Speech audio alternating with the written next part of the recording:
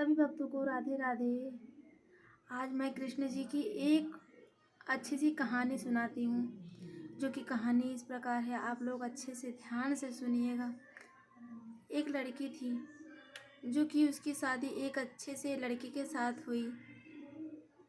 दोनों पति पत्नी एक साथ बहुत अच्छे से रहते थे, लेकिन उस लड़की का मायका नहीं था।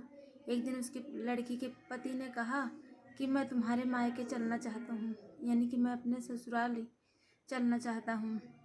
तो लड़की ने उसे खूब समझाया कि मेरा कोई मायका नहीं है, आप कहाँ चलिएगा, नहीं आप मान जाइए। लेकिन लड़की के पति ने कहा नहीं, मुझे चलना है।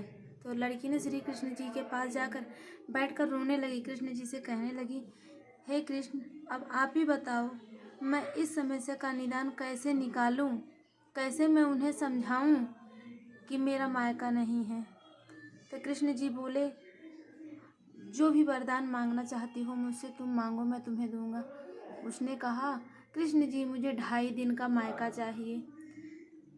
तो उसने कहा, एक पीपल का वृक्ष है, उस पीपल के वृक्ष के पास जाओ, तुम्हें एक सुंदर सा महल दिखाई देगा, उसी महल में अपने पति को लेके जाना 2.5 दिन के लिए। तो उसने अपने पति को बताया, चलिए आज मैं अपने मायके चलती हूँ।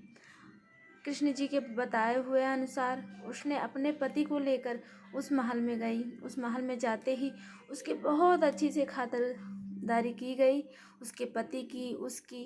वो ये सब देखकर बहुत खुश हुई, बहुत खुश हुई, अत्यधिक खुश हुई। जब 2 दिन बीते, तीसरा दिन आया तो उसने अपने पति को कहा, चलिए अब अपने घर चलते हैं। तो पति ने कहा, नहीं, मुझे तो यहाँ बहुत अच्छा लगा, मैं अभी कुछ दिन यहाँ रहना चाहता हूँ। लेकिन उसके पति ने कहा कि रहूँगा मैं, लेकिन पत्नी ने कहा नहीं। पत्नी ने कहा अपने घर चलते हैं। तो पत्नी के बहुत समझाने पर पति ने कहा चलो चलते हैं। लेकिन पति जब चलते चलते थोड़ी दूर पहुंचा तो पत्नी से कहा, अरे मेरा गमछा तो वहीं छूट गया है। तो वापस जाता है गमछा लेने, तो देखता है वहाँ बहुत विशाल पीपल का एक वृक्ष था। उसी पीपल के वृक्ष की टहनियों पर उसका गमछा टंगा हुआ था। उसने गमछे को लिया और अपने पत्नी से कहा, एक ऐसा दृश्य हुआ यहाँ पर, यहाँ तो अभी थोड़ी देर पहले महल था।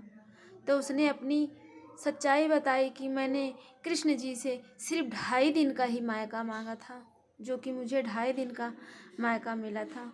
कृष्ण जी की भक्ति को सुनकर, पत्नी की सारी बातें सुनकर पति ने कृष्ण भगवान जी के पास जा कर के बैठे और बोले, हे कृष्णा, हे कृष्ण, जैसे आप मेरी पत्नी के साथ हो, जैसे मेरी पत्नी की बातें आप सुनते हैं, वैसे दुनिया में हर पत्नी की बातें आप सुने, अवश्य सुने, सबकी मनोकामना पूरी करें।